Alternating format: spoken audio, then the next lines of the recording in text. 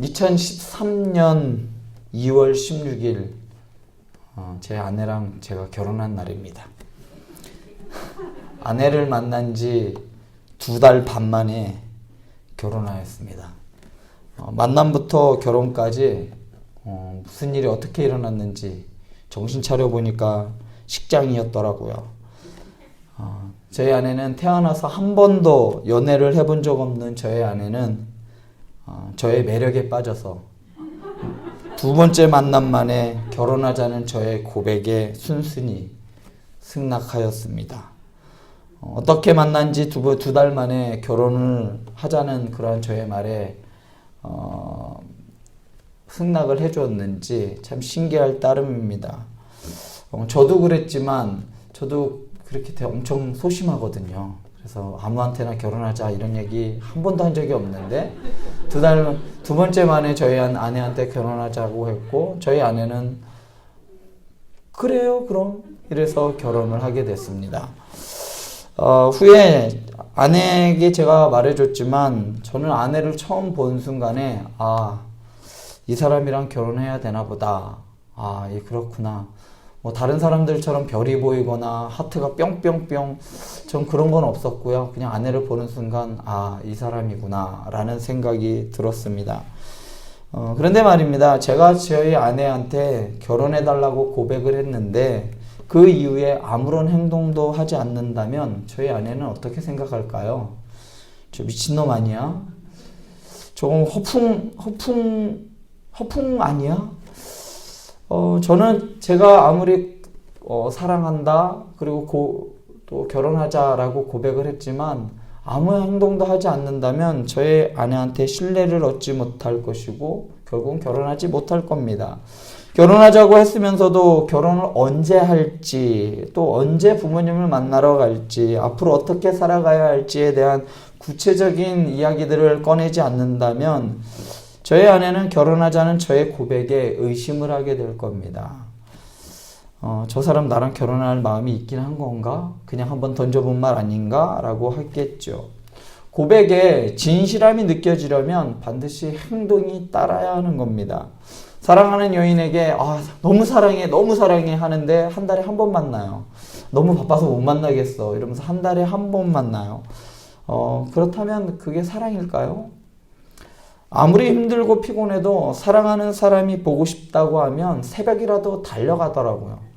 제가 한번 그랬어요. 저희 아내가 한번 보고 싶다고 하니까 새벽 1시에 달려가게 되더라고요. 몸이 피곤한 거는 안중에도 없어요. 일단 봐야겠어요. 그래서 가게 되더라고요.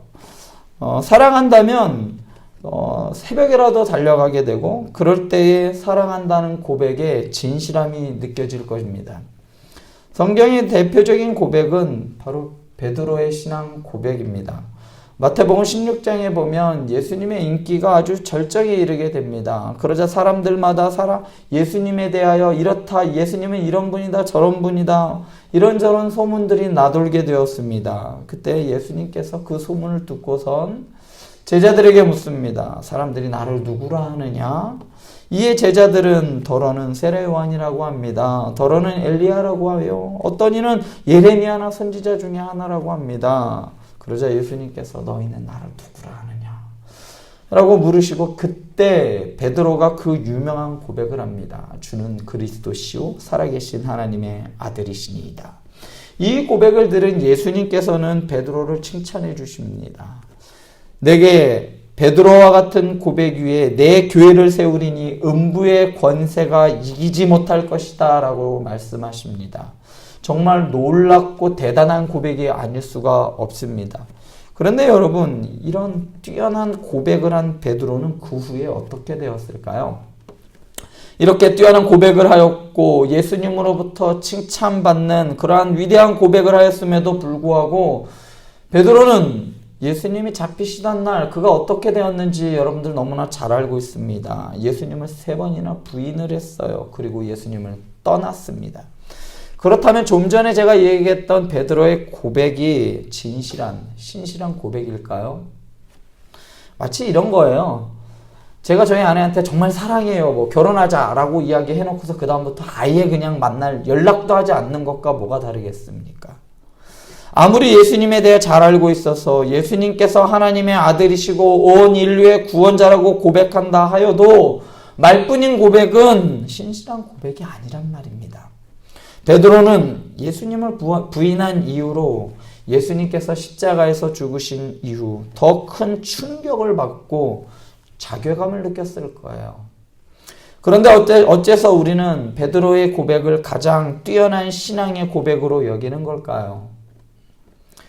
베드로의 행동은 전혀 믿음 가지 않는 신실하지 못한 행동이었잖아요. 그러나 베드로의 삶이 그리고 그의 죽음이 자신의 고백이 진실했음을 보여주기 때문에 우리는 베드로의 고백을 최고의 신앙 고백으로 여길 수 있는 겁니다. 비록 두려움과 무서움 때문에 예수님을 부인하고 자신의 고백과는 전혀 반대의 행동을 했음에도 불구하고 예수님께서 다시 한번 그 고백에 걸맞는 삶을 살 수 있도록 기회를 주셨어요. 찾아가 만나 주셨습니다. 그리고 회복시켜 주셨어요. 그리고 그는 자신의 고백대로 예수 그리스도를 하나님의 아들로 전하는 데 목숨까지 다하고 마지막까지 순교자로 하나님 앞에 설 수 있었던 겁니다. 그렇기 때문에 우리는 베드로의 고백이 진실하다라고 말할 수 있는 겁니다. 오늘 말씀에서도 이와 같이 비슷한 하나의 고백이 나옵니다. 오늘 말씀은 다니엘서 3장의 말씀과 시간의 간격이 꽤 있습니다. 지난 시간까지 봤던 그 말씀과 오늘 4장에 시작되는 말씀은 대략적으로 한 10여 년 이상의 긴 터울이 있어요. 어떻게 보면 3장 마지막 부분에 다니엘의 세 친구들이 풀무불 가운데 무사히 나오자 느부갓네살이 다니엘의 세 친구들에게 높은 관직을 주고 바벨론의 영향력 아래 있는 모든 나라들과 전국 곳곳에 조서를 내려 하나님께 대하여 경솔히 말하는 자들은 살아남지 못할 것이라고 명령하는 것으로 마무리가 됩니다. 그래서 4장에서 나타나는 이 느부갓네살의 고백 혹은 찬양이 자연스럽게 보여집니다. 그러나 고대 헬라어 버전이나 아니면 고대 헬라어 버전에 보면요, 느부갓네살의 즉위 18년 후에 있었던 일이다라고 나옵니다. 아마도 느부갓네살의 통치가 시작된 지 상당한 세월이 지난 후에 있었던 일로 보입니다. 4장 4절을 기반으로 볼 때 아마 건축 사업도 거의 다 끝난 걸로 보입니다. 느부갓네살 초창기에 많이 있었던 그 전쟁과 그런 것들도 다 멈췄던 것 같아요. 그래서 평화의 시기가 왔던 것으로 보입니다. 따라서 대략적으로 20-30년의 시간이 흐른 뒤에 그의 인생의 말미에서 그는 오늘의 고백을 하는 겁니다. 재미있는 것은 4장의 구조는 느부갓네살이 하나님을 찬양하는 것으로 시작해서 또한 하나님께 대하여 찬양하는 걸로 또 끝나요. 느부갓네살은 어떤 사람입니까? 당대 바벨론의 아주 최강국인 바벨론의 왕이었습니다. 당시 그의 제국은 오늘날의 이집트 접경부터 해서 이란에 이르기까지 사우디에서 그리고 사우디아라비아에 있는 방대한 그 영토를 가지고 있던 나라가 바벨론이었습니다. 이렇듯 그의 제국은 거대했고 강력했고 어떤 왕이든지 그 앞에서 무릎 꿇지 않는 자가 없었고 그렇기 때문에 어떤 누구도 바벨론의 느부갓네살의 명령을 거역할 수가 없었습니다. 얼마나 그의 영향력이 컸는지는 오늘 1절 말씀에서 아주 잘 나타납니다. 천하에 거주하는 모든 백성들과 나라들과 각 언어를 말하는 자들에게 조서를 내리노라. 그러니까 전 세계에서 다른 말 사용하는 나라들과 그리고 백성들과 일단 살아있는 모든 사람들에게 조서를 내릴 만큼, 명령을 내릴 만큼 바벨론의 이 느부갓네살의 권력은 아주 높았습니다. 바벨론의 영향이 미치는 그 하늘 아래 모든 사람들에게 조서를 내린다는 표현은 느부갓네살의 권세가 얼마나 컸는지 보여줍니다. 4절에서 느부갓네살이 말하는 그 핵심적인 단어가 등장하는데 오늘 4장 2절에서 3절에 계속해서 나옵니다. 그 말은 지극히 높으신 하나님 혹은 지극히 높으신 이라는 말입니다. 이 표현은 구약 성경을 통틀어서 다니엘서 4장에서 가장 많이 나와요. 하나님의 백성이 아닌 이방 왕의 입술을 통해서 지극히 높으신 하나님이라는 표현이 계속해서 등장하고 하나님을 믿는 사람들보다 하나님의 백성들보다 이방 왕이 그 말을 더 많이 한다는 겁니다. 이 말은 어쩌면 느부갓네살은 이미 다니엘이 그의 꿈을 해몽해 주었을 때 하나님을 찬양한 적이 있습니다. 그리고 지난번에 살펴본 3장 28절에서 다니엘의 세 친구들이 풀무불에서 살아왔을 때에도 느부갓네살은 이렇게 고백을 합니다. 사드락과 메삭과 아벳느고의 하나님을 찬송할지로다 라고 하면서 하나님을 찬양했습니다. 하나의 사건이 생기고 그것을 하나님께서 해결해 주시고 느부갓네살은 하나님을 찬양드리고 다니엘과 그의 이름을 높여주는 이러한 일들이 계속해서 반복되고 있는 것을 알 수가 있습니다. 그리고 4장에서도 느부갓네살이 꿈을 꾸고 다시 다니엘이 그 꿈을 해몽을 해줍니다. 그러자 느부갓네살은 하나님을 더욱 높이고 찬양합니다. 느부갓네살의 찬양에는 공통점이 있어요. 그것은 그가 경험한 하나님에 대하여 찬양한다는 점입니다. 자신의 꿈을 다니엘을 통해서 해몽해 주시고 자신의 눈앞에서 풀무불로부터 걸어 나오는 것을 본 후에 하나님을 높이고 찬양하였어요. 그는 철저히 자기의 눈으로 본 것들, 자기가 경험한 것들에 대하여 찬양하였던 것입니다. 느부갓네살이 경험한 것들은 사실은 일반 사람들이 경험할 수 있는 것은 아닙니다. 흔하게 있는 일이 아니죠. 기적이었죠. 천하를 호령하여 떨게 만들었던 느부갓네살의 권세마저 기적을 행하시는 하나님께 찬양을 하게 만들었습니다. 그만큼 사람에게 있어서 경험은 중요한 겁니다. 아무리 놀라운 기적이라고 할지라도 내가 경험해보지 못하면 에이 거짓말하지 마 이렇게 이야기를 하죠. 야 저기 정말 이렇게 했대. 야 다 뻥이야 이렇게 이야기하죠. 그러나 느부갓네살은 그의 눈으로 직접 보았고 그의 귀로 해몽을 직접 들었기 때문에 느부갓네살은 하나님을 찬양할 수밖에 없었습니다. 다니엘서 기자는 열강 중에서 가장 큰 나라 바벨론의 통치자 느부갓네살의 입을 통해 진정한 신이 누구인가, 이스라엘의 구원자가 누구인가 이것을 증명해 주고 있는 겁니다. 그런데 말입니다. 여기서 한 가지 생각해 볼 것이 있습니다. 그렇게 눈앞에서 이적과 기적을 보았고 경험하였고 그리하여 하나님을 높였던 느부갓네살은 하나님을 믿었을까요?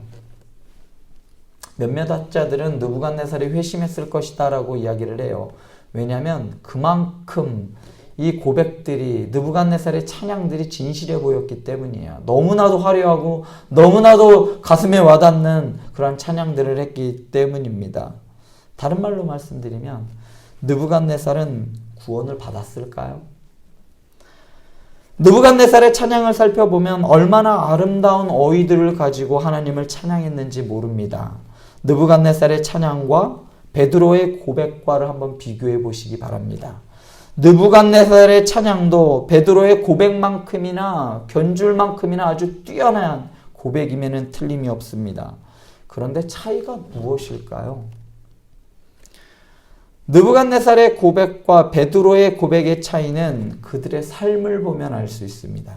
느부갓네살이 하나님을 아무리 미사여구를 동원하여 찬양을 하여도 그는 결국 하나님의 백성들을 학살하였고 하나님의 백성들을 노예로 삼고 있는 왕일 뿐입니다. 느부갓네살은 단지 다른 신들보다 뛰어난 신에게 저주를 받지 않기 위하여 그냥 찬양하는 신을 달래주는 용도였어요. 진짜 살아있는 신은 하나님 한 분뿐이라서 하나님을 찬양하는 것이 아닙니다. 바벨론에는 당시의 신관은 다신관이었어요. 모든 신들을 인정을 했고 그 신들 중에서 특별히 자신들이 믿는 마르둑이라는 그 신이 가장 뛰어난 신이다. 왜냐하면 우리나라가 가장 세니까 우리나라가 믿는 신이 가장 센 거야 라는 그러한 신관을 가지고 있었습니다. 느부갓네살의 이러한 고백은 그들의 신관이 잘못되었다는 것을 보여줍니다. 그러나 딱 거기까지였어요. 느부갓네살이 다신종교에서 유일신관으로 바뀌었다든지 혹은 그가 하나님을 믿기로 했다는 그 신앙의 변곡점이 될 수 없었습니다.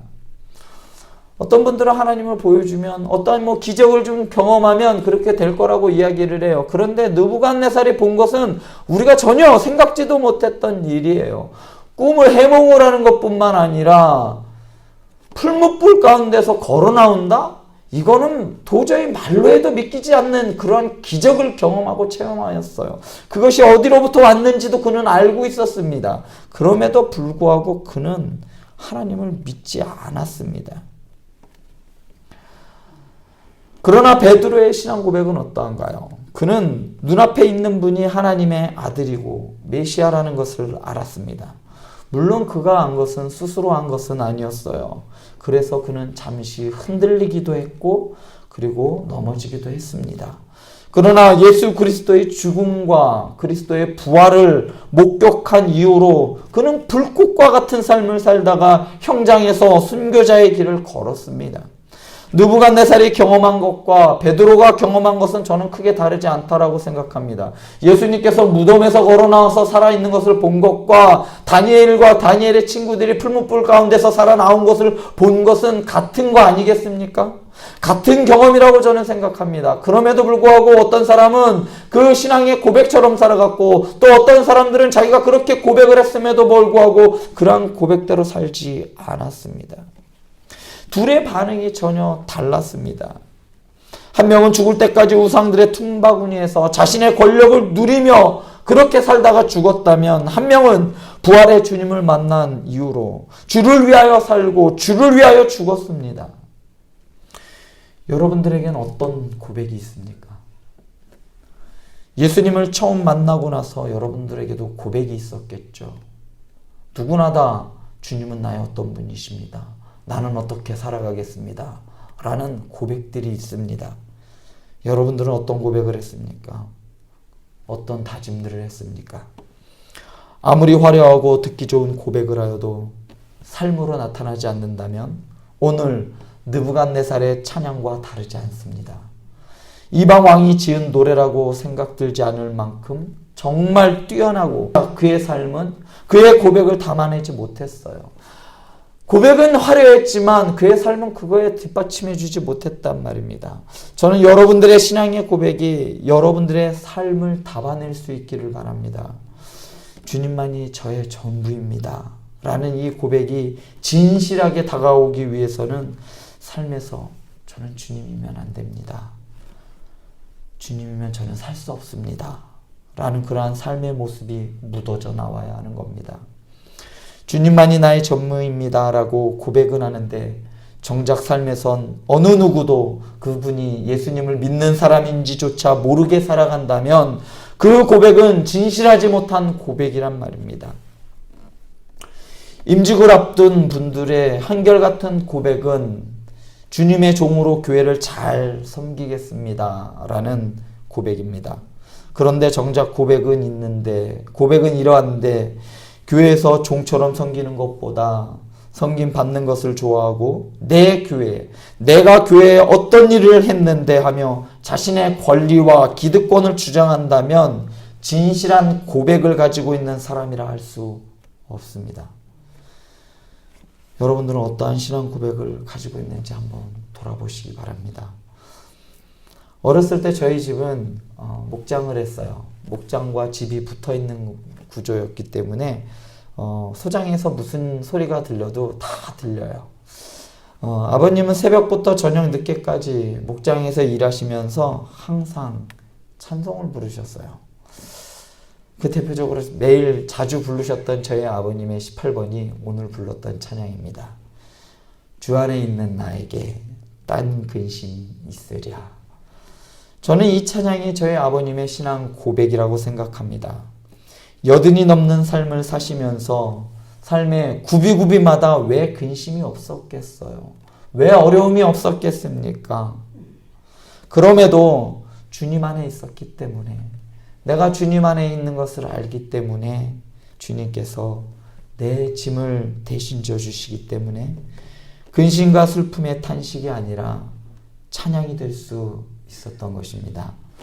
느부갓네살처럼 화려한 고백은 할 수 없지만 내 삶을 인도하시는 하나님을 늘 찬양하며 살아가실 수 있는 성도 여러분들 되실 수 있기를 바랍니다. 기도하시겠습니다.